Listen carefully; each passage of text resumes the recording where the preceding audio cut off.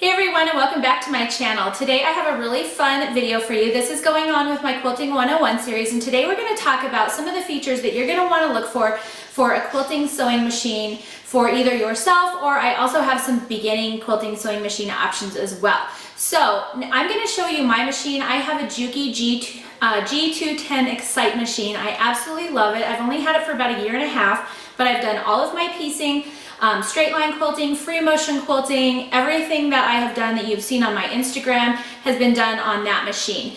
Now, I want to say that this video is not sponsored by Juki. It's just the machine that I went with based on the features that it had to offer, and so I'm going to show you the features that I have found helpful using my machine, but I just want to make it clear that it's not a sponsored video or anything like that, and you can certainly find other similar probably just as good quality machines out there with the same features. I just wanted to show you some of the things that I think are important to look for when you're looking for a machine specifically for quilting. Keep in mind, if you're going to do something different, like you want embroidery or anything like that, then that's going to probably have some different requirements. The machine that I have has been really great for just general home sewing, and then it also has some really great quilting features as well. So if you're interested in seeing some of those, then let's get started. For machines, you're going to need some kind of sewing machine unless you plan on doing all of your piecing and everything by hand, which I do not have the patience for, so I'm a machine quilter. And I started out sewing on my grandma's dressmaker, and it was about 46-year-old machine, something like that, and you know, they don't really make them like they used to. It was super heavy, it had all metal parts, but that also made it a really nice, stable, sturdy machine, and honestly, it was a great machine for quilting. It did not have a couple features that I was looking for, so I eventually did purchase another machine, which I'll show you in just a second, but I also want to show you the machine that I got for my daughters because I think it's also good for beginners. So let's take a look at those. Alright, so this is my machine. I purchased a Juki Excite. This is the G-210. They also have a 110 that's a little bit less expensive. I believe this machine was between $500 and $600. The 110 I want to say is closer to $400. That sounds like a lot when you're maybe looking for a new machine, so I'll give you a less expensive option, but I have to say that I have not regretted purchasing this machine even once. Now, some of the features that I looked for because I wanted to quilt, and you're going to be looking for different features based on what you want to do. But one of the things I really wanted was an automatic thread cutter, which this machine has, and that's why I went to the G210. The 110 does not offer the automatic thread cutter. Alright, so what the automatic thread cutter does is if I put in a piece of fabric, and forgive me because I have my free motion foot going on here, so it's going to be a little bit squirrely, but if I want to go ahead and sew a little bit,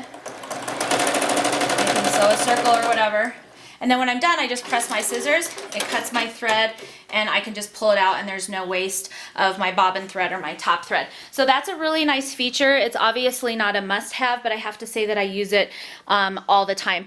Most of them also come with a little thing on the side here that is a cutter, so if you don't have the automatic thread cutter, you just pull your fabric out and then snap it off on this little deal. And it's kind of the same kind of situation, but I just really like having the automatic thread cutter. Some of the other features that this machine has that I make it really good for quilting is this throat space right here. This is a nice large space for when you are trying to do quilting, because you can, you know, I just kind of shove my whole quilt up in here, and I'll show you that as we go, but it makes it so that I have a little bit more room. Now the machine comes like this. It comes with this little detachable piece to it, and it actually is also like a little storage compartment as well, which is nice. It also comes with the capability to drop the feed dog. So if I push this lever over here, my feed dogs go down, and I can then free motion quilt, and what that means is I am now controlling my fabric. I can move it around. The feed dogs aren't pulling the fabric through. So that is another feature that you're going to want to look for if you plan on doing your own quilting. You can also quilt with your feed dogs up, and there's a girl on YouTube named Leah Day who always uses her feed dogs up as well, and she has some great tutorials on that, and it actually can help give you a little bit more stability, she feels like. So I like to put mine down. I feel like it gives me a little bit easier motion on my fabric. So that's another feature you're going to want to look for. One of the other features of this machine is all of these stitches, and I really kind of liked that. It has an alphabet, which has been kind of fun because I've made some tags.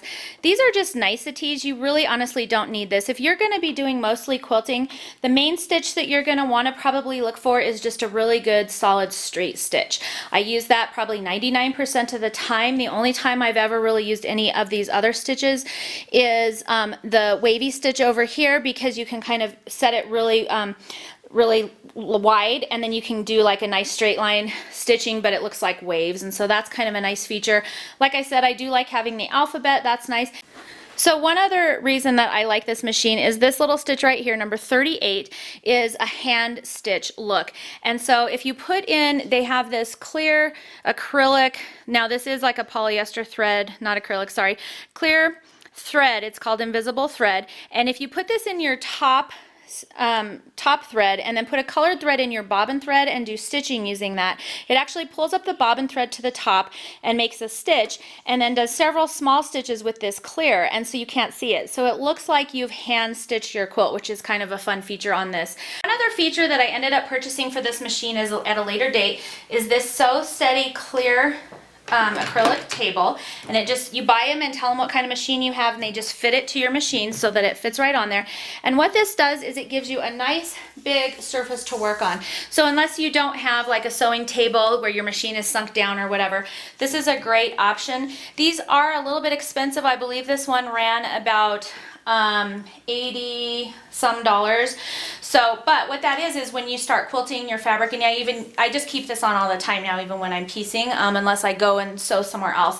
But it gives you this nice big area to work with as you're moving your hands, because if you're trying to quilt on the little piece that comes with it, you really only have like this much over here, and it makes it really difficult. So this is a total add-on purchase. Certainly don't have to have that for sewing, but maybe once you get into sewing and you really do like it, you're going to want some kind of an extension table for your machine. And some machines actually come with them, so that's also another great feature to look for. All right, one last thing I want to talk about as far as machines go are the presser feet. If you're going to be doing a lot of quilting, I highly suggest that you get a 1/4 inch foot. This particular one is for my machine. It's a low shank machine, and the foot actually drops off here like this. But what it is it has this 1/4 inch right here, and there's also a 1/4 inch mark right here. So this width right here is a 1/4 inch, and then that line right there lets me know when I'm a 1/4 inch away from the edge of my material. So this is very important as far as getting a good 1/4 inch seam allowance when you start quilting. If your machine does not have one of these, I highly recommend that you find one that fits your machine. There's kind of lots of different styles out there. This is just the one that kind of fit my machine, and so I went with it. But I actually do really like it, and I highly recommend this. If you're trying to eyeball a 1/4 inch, or remember to scoot your needle over to make it a 1/4 inch and just use a regular foot, it can be really difficult to get like a nice straight line. So I really do highly recommend this for sure if you're going to be doing a lot of quilting. A couple of the other nice to haves is this. This is a walking foot. These are a little bit more expensive, and you're really only going to need this if you're doing more thick materials. Like for example, when I did my rag quilt tutorial, if you guys saw that, I was using a thick batting plus a you know, like a minky on the back and a flannel on the front, and it was a lot of material. And so this really helps. It has, what it is it has feed dogs on the top, and these feed dogs move with the feed dogs on your machine, and they pull the fabric through from the top and the bottom at the same time. So this is kind of a nice to have. I wouldn't run out and buy one of these, but if you find yourself doing a lot of thicker fabrics, then I probably would think about it. All right, and then the last one is the one that's on my machine right now, and this is a free motion foot. And what this does is it allows you to move your fabric through the machine on your own. It doesn't put a whole lot of pressure on the fabric, and as you can see, I put mine down, but I can still move my fabric around freely. All it does is kind of help stabilize it just a little bit so that when you are sewing, it's not going everywhere. But this really will allow you to do free motion quilting like you really, it's a necessity if you plan on doing that. Now to start out with, you can just keep your regular foot on and do like straight line quilting until you want to branch into free motion quilting. I'm going to do a video on that because it's not very hard and it's a lot of fun, and I think you guys will like it. But in order to do that, you will need one of these free motion feet on your machine. All right, and then one quick last thing to look for on your machine is a good light. Now it's daytime that I'm filming this, so it's kind of hard to tell, but if I turn it off, hopefully you can see the difference between the light and not light. But I do have a nice light on this machine. Again, like I said, it's kind of hard to tell in the daytime, but it's especially handy even during the day so that you can kind of see what you're doing. So you want to just make sure that there's a nice bright work surface, and probably the room that you're sewing in, you're going to want to make sure you have plenty of light as well. All right, one other machine I want to show you is my daughter's. All three of my daughters have this machine. It's a Brother XL 2600i. Now, if I were to be quilting on this machine, I would think it would be a little bit more difficult. However, it is a great machine for beginners. One of the things that I like I mentioned before, to look for is a machine with metal parts, just because they last a little bit longer, they're sturdier, and they tend to give you a better stitch quality. Now, this one does not have metal parts. It's quite light. One of the downfalls of this is that if you're going to be quilting sort of a larger project and you're trying to move it through this little space, your machine can kind of move around with the quilt, and that's not really a desired result. However, if you do have younger kids or you're just now starting out, this is actually a fairly decent machine to use. She doesn't have too many problems with it. It's easy to thread, and she does get fairly decent stitch quality out of it. So that is an option, and this machine is quite inexpensive. It's around, I want to say, $70 on Amazon or something. Another friend of mine has a Brother JX 2517. It's got little flowers on it. She got that at a local store, and she has had actually really good results with that as well.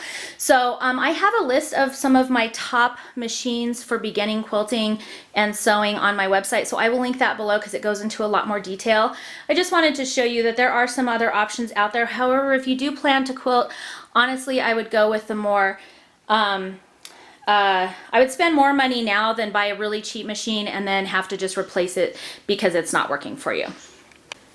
Alright, so hopefully you found those tips helpful for selecting a good quilting sewing machine. Now, as I promised last week, I do have another fun giveaway. This one's actually sponsored by a friend of mine, Pleasant Home Etsy shop, and she makes really super cute magnetic pin bowls, and so she is actually sponsoring this giveaway right here, which is a cute pin bowl plus a ruler pal. The ruler pals are really fun. They're wooden blocks with slits in them, and then you can set your rulers in them and put them on your desk or sewing table or whatever. So again, head over to my blog post to enter to be selected as a winner for that. And alright guys, I hope you enjoyed this video. As always, you're welcome to email me at erica@confessionsofahomeschooler.com. I'll put all my information below. I hope you enjoyed this video, and I will see you for the next one.